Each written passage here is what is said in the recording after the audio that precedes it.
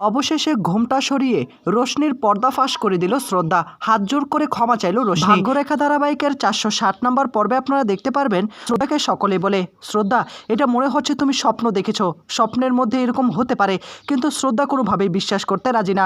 শ্রদ্ধা তখন মনে মনে বলে, না না, আমার সঙ্গে যা ঘটনা ঘটেছে এটা বাস্তবে রিয়েল, কিন্তু তাদেরকে আমি কোনোভাবেই বোঝাতে পারবো না।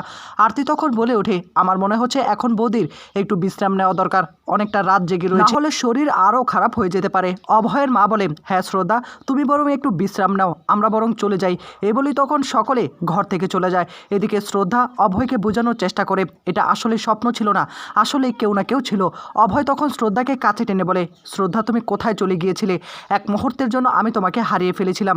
আমি পুরো বাড়িটা তন্ন তন্ন করে খুঁজেছি, কিন্তু কোথাও তোমাকে আমি পাইনি। এ বলেই তখন শ্রদ্ধার দিকে তাকিয়ে থাকে। শ্রদ্ধা এখনও সে কথাটা ভুলতে পারেনি। শ্রদ্ধার মুখ চেপে ধরেছে, তাকে অজ্ঞান করেছে। সমস্তটাই যে বাস্তবে ঘটেছে সেটা কাউকে বোঝাতে পারছে না। আড়াল থেকে রোশনি তখন বলে, অভয় তোমার কাছ থেকে শ্রদ্ধা আর শ্রদ্ধা তোমার কাছ থেকে অভয়কে খুব তাড়াতাড়ি আমি আলাদা করে দেব, তোমরা কোনোদিন আবারও এক হতে পারবে না। এই বলে তখন কীর্তি এবং রোশনি দাঁড়িয়ে দাঁড়িয়ে অভয় এবং শ্রদ্ধাকে দেখতে শুরু করে। কিছুক্ষণ পরই দেখা যাবে রূপা অর্থাৎ ছদ্মবেশী রোশনিকে খুঁজতে খুঁজতে রান্নাঘরে শ্রদ্ধা চলে আসে।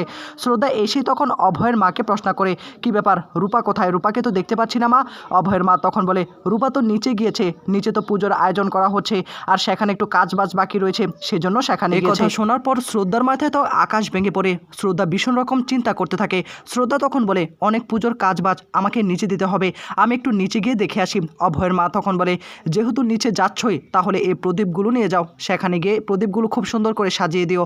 অভয়ের মা তখন শ্রদ্ধার হাতে প্রদীপগুলো তুলে দেয়। শ্রদ্ধাকে তখন বলে, তুমি বেশি কাজ বাজ কিন্তু করতে যাবে না, তোমার শরীরটা কিন্তু ভালো নেই। এ বলে তখন শ্রদ্ধাকে বোঝানোর চেষ্টা করে। শ্রদ্ধা তখন চিন্তার মধ্যে পড়ে যায়, ওই মেয়েটাকে চোখে চোখে রাখতে হবে, কোনোভাবে আড়াল করা যাবে না, কেন জানি আমার সন্দেহ হচ্ছে। অন্যদিকে নিচের ঘরে তখনই আবার বরুণের মায়ের কাছে চলে আসে রোশনি। বরুণের মা তখন বলে, শোনো, কাজবাজ কিন্তু ঠিকঠাক মতো করতে হবে, অনেক কাজ বাজ বাকি রয়েছে, পুজোর কাজ বলে কথা। এ বলে তখন বরুণের মা রূপাকে সমস্ত কাজ বুঝিয়ে দেওয়ার চেষ্টা করে। বরুণের মা তখন পানি দিয়ে তার থালা বাটি ধোয়ার জন্য সেখানে চলে যায়। হঠাৎ করে মনে পড়ে যায় রান্নাঘরে তো সবজি বসিয়েছে। বরুণের মা তখন বলে, আরে আমি তো সবজি বসিয়েছিলাম, আমি তো সেটা ভুলে গিয়েছি, কি যে করি না, এখন ঠিকঠাক মতো কোনো কিছুই মনে করতে পারি না। এ বলেই তখন সেখান থেকে চলে গিয়ে রান্নাঘরে আবার চলে আসে। রান্নাঘরে এসেই তখন সে সবজিটাকে পাকানোর চেষ্টা করে, আর এই সুযোগটাকে কাজে লাগিয়ে রোশনি প্ল্যান করে ট্যাবের পানিটা ছেড়ে দেয়। অন্যদিকে নিচে সকলেই তো পুজোর সমস্ত আয়োজন করছে। আরতি আর পিসিমণি মিলে আলপনা দিচ্ছে। কিছুক্ষণ পরই সেখানে চলে আসে আবার শ্রদ্ধা। শ্রদ্ধার হাতেই প্রদীপ। শ্রদ্ধাকে দেখে তখনই আবার অভয় তার সঙ্গে একটু দুষ্টুমি করতে শুরু করে, আর এইসব কিছু দেখে বরুণ মুচকি মুচকি হাসতে থাকে। পিসিমণি তখন শ্রদ্ধার দিকে তাকিয়ে বলে, শ্রদ্ধা কেমন আলপনা দিচ্ছি, আমাদের সব কিছু ঠিকঠাক আছে তো? তুমি আবার এটা আমাকে বলো না যে আমার থেকে ভালো আলপনা কেউ দিতেই পারে না, তুমি আমাকে আবার এসব কথা বলতে যেও না। শ্রদ্ধা তখন বলে, না পিসিমণি, আপনি তো খুব ভালো আলপনা দিতে পারেন, খুব সুন্দর হয়েছে, আমার থেকে বেশি সুন্দর হয়েছে। এ বলেই তখন পিসিমণিকে ভীষণ রকম প্রশংসা করতে থাকে। পিসিমণি তখন উঠে গিয়ে শ্রদ্ধাকে বলে, শ্রদ্ধা তোমার সঙ্গে আমার কথা আছে, একটা ইম্পর্টেন্ট কথা। তুমি তো সবটাই জানো, একটা লটারির আয়োজন করেছে, আমি কিন্তু 3টা লটারি কিনেছি। এখন তোমাকে আমাকে বলে দিতে হবে এর মধ্যে থেকে কোনটা আমি সিলেক্ট করি, যেটাই বলবে সেটাই হবে। এই কথা শোনার পর তখনই শ্রদ্ধা একটা টিকিট সিলেক্ট করে দেন। কিছুক্ষণ পরে শ্রদ্ধা যখনই সে প্রদীপগুলো মন্দিরে নিয়ে যেতে যাবে, ঠিক সেই মুহূর্তেই সেখানে কীর্তি এসে বলে, আরে এগুলো আমার হাতে তুলে দাও না, মা ডাকছে তোমাকে। এ বলেই তখন বরুণের মায়ের কাছে শ্রদ্ধাকে পাঠিয়ে দেয়, আর এসব কিছু মোবাইলে টেক্সট করে রোশনিকে সব কিছু জানিয়ে দেয়। কীর্তি এবং তারা দুজনেই এই সমস্ত প্ল্যান করে আগেই রেখেছে। কীর্তির SMS পেয়ে তখনই রোশনি বরুণের মাকে বলে, আমি একটু বাইরে যাচ্ছি, বাইরে যদি কারো কোনো নাস্তা পানি লাগে, চা লাগে, সেজন্য আমি বাইরে যাচ্ছি। বরুণের মা তখন বলে, আচ্ছা ঠিক আছে যাও। এই সুযোগটাকে কাজে লাগিয়ে চুপি চুপি একটা কাটা তার সেখানে বিছিয়ে দিয়ে যায়, যাতে করে বরুণের মা কারেন্ট অ্যাকশন হয়। আর এসব কিছু কোনোভাবেই তো বরুণের মা দেখতে পায়নি। বরুণের মা তখন রান্নাঘরে ব্যস্ত রান্না করতে, এসব কিছু কি করে সে দেখবে। যখনই রূপা সেখান থেকে চলে যায়, অন্যদিকে ঠিক একই রান্নাঘরে ছুটতে চলে আসে শ্রদ্ধা। শ্রদ্ধাকে তো কীর্তি পাঠিয়েছে রান্নাঘরে। এদিকে শ্রদ্ধা যখনই রান্নাঘরের দিকে যাবে, ঠিক একই মুহূর্তে আবার সেই রূপা নামে ছদ্মবেশী রোশনি রান্নাঘর থেকে বেরিয়ে যাচ্ছে। আর তখনই রূপার দিকে তাকিয়ে থাকে শ্রদ্ধা। শ্রদ্ধা তো আগে থেকেই সন্দেহ করেছিল, রান্নাঘরে এসেই দেখতে পায় রান্নাঘরটা একদম জল দিয়ে ভরে গেছে, তার মধ্যে একটা কাটা তার বিছানো ছিল। তখনই শ্রদ্ধা চিৎকার করে ওঠে, আর তখনই বরুণের মা সেখান থেকে চলে আসে। এদিকে সুইচটা অফ করে দেয়, বরুণের মাকে জড়িয়ে ধরে ফেলে, কিছু হয়নি তো আপনার?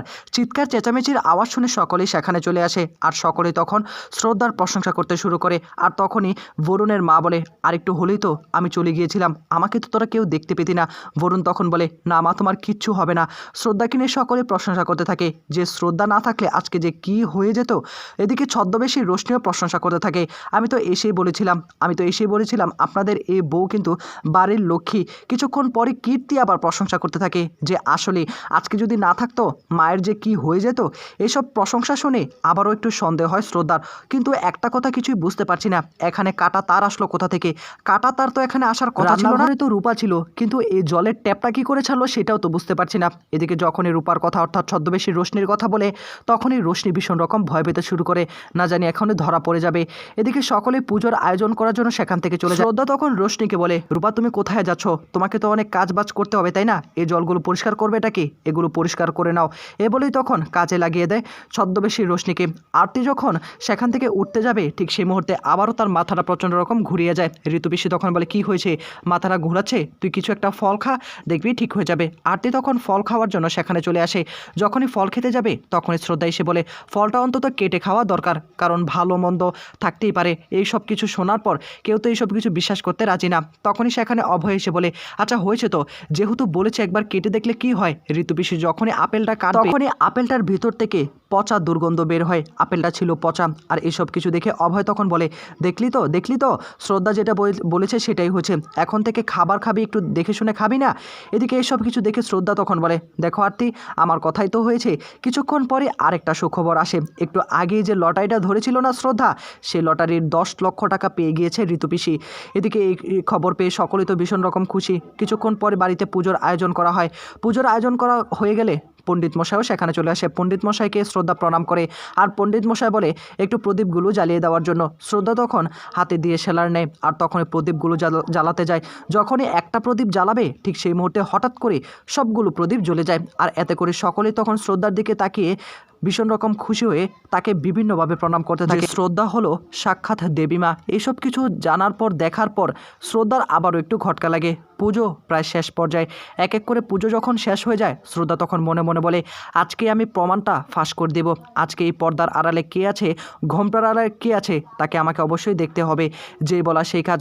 যখনই পণ্ডিত মশাই সেই ছদ্মবেশী রোশনির কাছে যাবে ঠিক সেই মুহূর্তে ফ্যানটা জোরে চালিয়ে দেয় শ্রদ্ধা যখনই ফ্যানটা চালিয়ে দেবে তখনই অনেক রং ঘিয়ে রোশনির মুখে গিয়ে পড়ে আর রোশনির মুখ জ্বলতে শুরু করে। রোশনি তখন ঘোমটাটা সরায়। ঘোমটাটা সরানোর পরই রোশনিকে সকলে ধরে ফেলে আর রোশনিকে ধরে ফেলে তাকে আবারও পুলিশে দেওয়ার চিন্তাভাবনা করে। তখনই শ্রদ্ধা বলে, আমি জানতাম তুমি আমাদের এত সহজে পিছু ছাড়বে না, আমি জানতাম তুমি আমাদের এই বাড়িতেই থাকবে। এদিকে রোশনি আবারও হাত জোর করে ক্ষমা চায়, আমি অভয়কে ভুলতে পারছি না, সেজন্য আবারও এখানে চলে এসেছি। কিন্তু তুমি যে সাক্ষাৎ মা দেবী মা, তোমাকে ছেড়ে আমি কি করে যেতে পারি? এই কথা শোনার পর শ্রদ্ধার মাথায় তো আকাশ ভেঙে পড়ে।